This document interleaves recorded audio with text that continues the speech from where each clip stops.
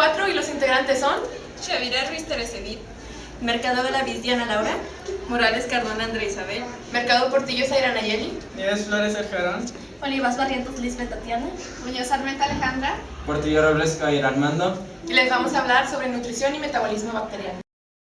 Nutrición bacteriana. Es el proceso por el que los seres vivos toman el medio donde habitan las sustancias químicas que necesitan para crecer. Dichas sustancias se denominan nutrientes y se requieren para los dos objetivos que comprende el metabolismo. Tipos de nutrición. Es importante tener en claro desde el principio una serie de conceptos y nomenclaturas relacionados con los principales tipos de nutrición bacteriana. Podemos hablar de dos clasificaciones de tipos de nutrición. Desde el punto de vista biosintético, se dividen en autótrofas. Son las que crecen sintetizando sus materiales a partir de sustancias inorgánicas sencillas. El concepto de autotrofía se limita a la capacidad de utilizar una fuente inorgánica de carbono. Estas, al mismo tiempo, obtienen su energía de las fotolitótrofas, que utilizan energía de la luz, y quimiolitótrofas, las cuales utilizan energía liberada de las reacciones químicas. El segundo, sean autótrofas o heterótrofas, todas las bacterias necesitan captar una serie de elementos químicos, que se pueden clasificar según las cantidades en que son requeridos, como son macronutrientes, nombrando algunos ejemplos: carbono, hidrógeno, oxígeno, potasio, etc. Y los micronutrientes o elementos traza, cobalto, cobre, zinc, entre otros. Otro criterio de la nutrición bacteriana hace referencia al consumo del oxígeno. Las bacterias se clasifican de dos maneras de acuerdo a sus capacidades para sobrevivir con o sin oxígeno, bacterias aerobias y anaerobias. En el caso de las bacterias aerobias, forman parte de un tipo de organismo que necesita de un ambiente que contenga oxígeno diatómico, un gas compuesto por dos átomos de oxígeno para poder existir y desarrollarse adecuadamente. Es decir, estas bacterias necesitan oxígeno para la respiración celular. A su vez, dentro de las bacterias aerobias se dividen en diferentes tipos de organismo aerobio. Aerobios obligados. Estos requieren oxígeno para la respiración celular aerobia. Utilizan el oxígeno para oxidar sustratos tales como grasas y azúcares para obtener energía. Los anaerobios facultativos.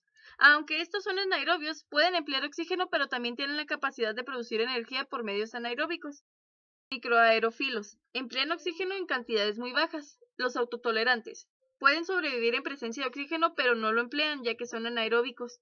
Algunos ejemplos de las bacterias aerobias son bacilos, Microbacterium tuberculosis, Nocardia, Lactobacillus, Staphylococcus y especies enterobacterianas facultativas. Bacterias anaerobias. Al contrario de las bacterias aeróbicas, son aquellas que no utilizan oxígeno molecular en su actividad biológica. La obtención de energía la realizan mediante el catabolismo fermentativo. Se pueden distinguir tres grupos dentro de ellas. Reumático. Las bacterias anaerobias obligadas necesitan un entorno libre de oxígeno para vivir. No pueden crecer en lugares con oxígeno, ya que puede serle dañino incluso matarlas. También se conocen como bacterias anaerobias estrictas. Un ejemplo de anaerobia obligada es el Porrinogingivalis. Es una bacteria que se encuentra con frecuencia en la boca y se cree que puede estar relacionada con algunas formas de artritis. Aerotolerantes. Aunque las bacterias anaerobias aerotolerantes nunca utilizan el oxígeno en sus procesos biológicos, pueden vivir en entornos donde existe oxígeno. Un ejemplo común de aerotolerantes es el Ponibacterium acnespia. Es una bacteria que existe normalmente en la piel de cualquier persona y es un factor que contribuye al desarrollo de acné. En casos raros puede introducirse en el cuerpo y producir endocarditis, inflamación en endocardio y el tejido de revestimiento interno de las cavidades del corazón. Facultativas. Las anaerobias facultativas pueden utilizar el oxígeno para vivir si lo hay, respiración aeróbica, y si no hay oxígeno utilizan procesos de fermentación para obtener la energía necesaria en su desarrollo. La fermentación es un proceso que no utiliza oxígeno. Algunas especies del género Staphylococcus son anaerobias facultativas. Una de las especies de este género que más se conoce es el Staphylococcus aureus, una bacteria que produce varios tipos de infecciones en el humano. Otra bacteria anaeróbica facultativa muy conocida por todos es la Escherichia coli. La E. coli se encuentra en la flora intestinal de muchísimos mamíferos sanos, a los que ayuda en la absorción de nutrientes en el intestino. En el ser humano, la E. coli coloniza el intestino en los recién nacidos tras la primera comida, pero también puede producir infecciones. La más frecuente es la intoxicación alimentaria. Clases de nutrientes. Se les clasifica en universales, particulares, fases de crecimiento. Nutrientes universales. Agua. Se necesita en grandes cantidades. Cumple con las siguientes funciones. Principal constituyente del citoplasma. medio universal donde ocurren las reacciones, y es producto de las reacciones químicas. Las fuentes del agua. Endógena. Procesos óxido-reducción. Exógena. Del medio. CO2. Fuente de carbono autótrofa. Fuente de energía litótrofa. Se obtiene de fuente endógena descarboxiladores. Las bacterias crecen a concentraciones de 0.03%. Otras requieren 5 a 10%. Fósforo. Se utiliza como fosfatos orgánicos o inorgánicos. Se usa en formación de ácidos nucleicos, fosfolípidos, proteínas y enzimas. Sales minerales. Potasio, activación de enzimas, pared. Calcio, cofactor de enzimas. Hierro, respiración, cofactor de enzimas. Micronutrientes Mg, Co, Zn, Mo, Ni. Nutrientes particulares. Nitrógeno y azufre.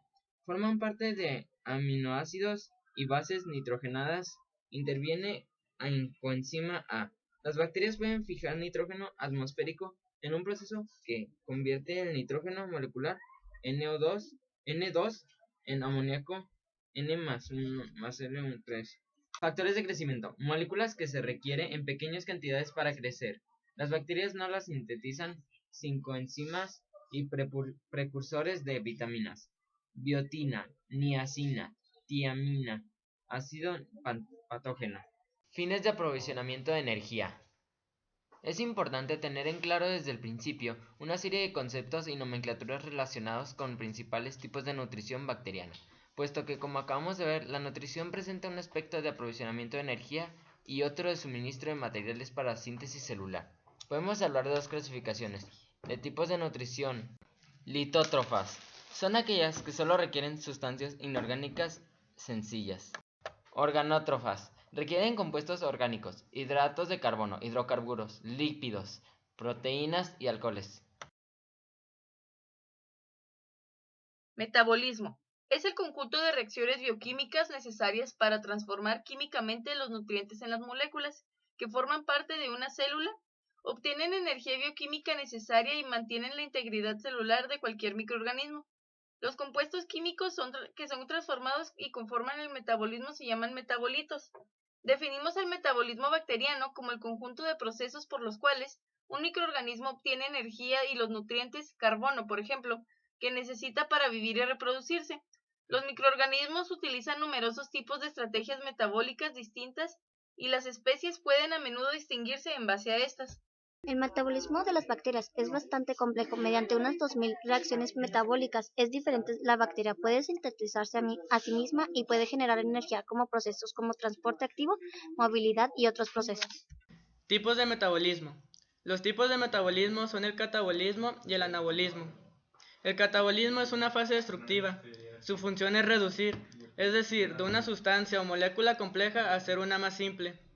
Catabolismo es entonces el conjunto de reacciones metabólicas mediante las cuales las moléculas orgánicas más o menos complejas, como los glúcidos y lípidos, que proceden del medio externo o de reservas internas, se rompen transformándose en otras moléculas más sencillas, como el CO2, el H2O, ácido láctico y amoníaco, entre otros, y liberándose energía en mayor o menor cantidad que se almacena en forma de ATP.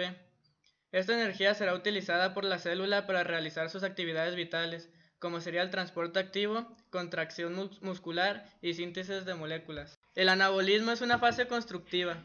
Es una reacción química para que se forme una sustancia más compleja a partir de otras más simples. El anabolismo es entonces el conjunto de reacciones metabólicas mediante las cuales, a partir de compuestos sencillos, se sintetizan moléculas más complejas. Mediante estas reacciones se crean nuevos enlaces por los que se requiere un aporte de energía que provendrá del ATP. ATP, abreviado el trifosfato de adenosina, es un nucleótido fundamental en la obtención de energía celular. Las moléculas sintetizadas son usadas por las células para formar sus componentes celulares y así poder crecer y renovarse, o serán almacenadas como reserva para su posterior utilización como fuente de energía. Se puede observar en el diagrama cómo el anabolismo en la parte inferior, a partir de unas moléculas precursoras que son incorporadas desde el exterior, van a fabricar todos los principios inmediatos orgánicos. Se muestran los aminoácidos, azúcares, ácidos grasos y bases nitrogenadas. Se van a formar a partir de esas sustancias precursoras o se van a formar todos los procesos inmediatos que ese ser vivo necesita, como proteínas, polisacáridos, lípidos y ácidos nucleicos. Y pensar que el anabolismo, para que se lleve a cabo, es necesario la presencia de energía que viene dada en forma de energía directa como ATP, o poder reductor como NADH, NADPH, y como se puede observar en el anabolismo, se encuentra acoplado con el otro proceso metabólico, el catabolismo, que es todo lo contrario. A la hora de catabolizar, lo que se hace es una destrucción, es decir, a partir de los principios inmediatos orgánicos se van a degradar para obtener moléculas más sencillas, con un potencial energético mucho menor. A partir de los nutrientes se van a formar los productos finales, que básicamente van a ser el CO2, el agua, el amoníaco, y en todas estas reacciones ha habido una liberación de energía que se obtiene a partir de los productos que aparecerían en reacción anabólica. Tipos de metabolismo. Se pueden clasificar según 3 distintos criterios. Primero, según la forma en la que el organismo obtiene el carbono de la construcción de la masa celular. Autótrofo. El carbono se obtiene por el dióxido de carbono CO2. Heterótrofo. El carbono se obtiene por compuestos orgánicos. Glucosa, por ejemplo. Segundo, según la forma de que el órgano obtiene los equivalentes reductores para la conservación de energía o las reacciones biosintéticas. Litótrofo. Los equivalentes reductores se obtienen por compuestos inorgánicos. Organotrofo. Los equivalentes reductores se obtienen por los compuestos orgánicos. Tercero, según la forma en la que el organismo obtiene la energía para vivir y crecer. Quimiotrofo. La energía se obtiene por compuestos orgánicos externos. Fotótrofo. La energía se obtiene de la luz. La glucólisis es una vía catabólica a través de la cual tanto las células de los animales como vegetales, hongos y bacterias oxidan diferentes moléculas de glucósido y obtienen energía.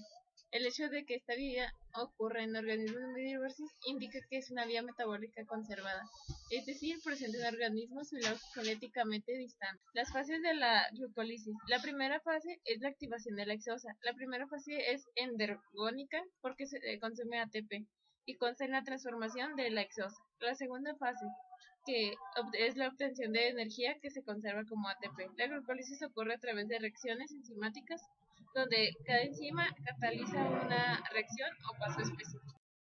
Como ven en esta imagen, aquí se representa la primera fase de la glucólisis, que empieza por la glucosa, y luego glucosa 6P y fructosa, y luego de eso sigue la segunda fase, que termina en el piruvato. Dentro de la glucosis, la fermentación es un proceso que libera energía a partir de azúcares u otras moléculas orgánicas como aminoácidos, ácidos orgánicos, purinas, primidines. No necesita oxígeno, pero a veces puede ocurrir su ausencia.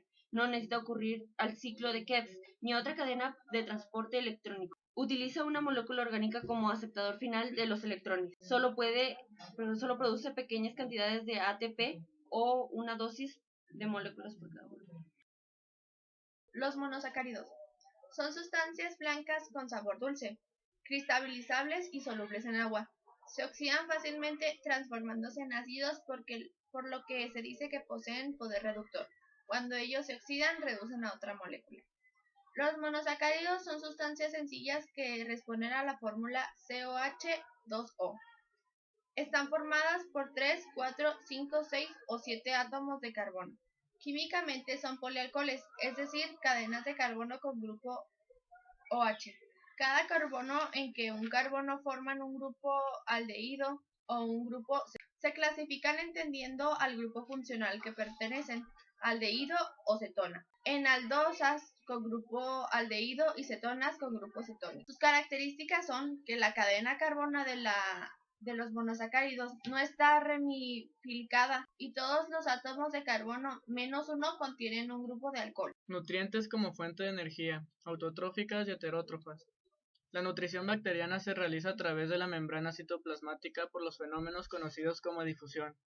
Muchos microorganismos pueden utilizar la energía que se encuentra disponible en compuestos orgánicos, como la organotrofía, en compuestos inorgánicos, como la quimiolitotrofía, y otros la pueden tomar directamente de la luz, como la fototrofía. Según la fuente de obtención de energía y carbono, las bacterias se clasifican en autotróficas si la fuente de carbono es el CO2, heterotróficas si la fuente de carbono, acción de las enzimas extracelulares o por endocitosis, es decir, que se encuentran en el entorno de las bacterias y pueden penetrar en ellas para ser aprovechadas y así conformar las estructuras necesarias.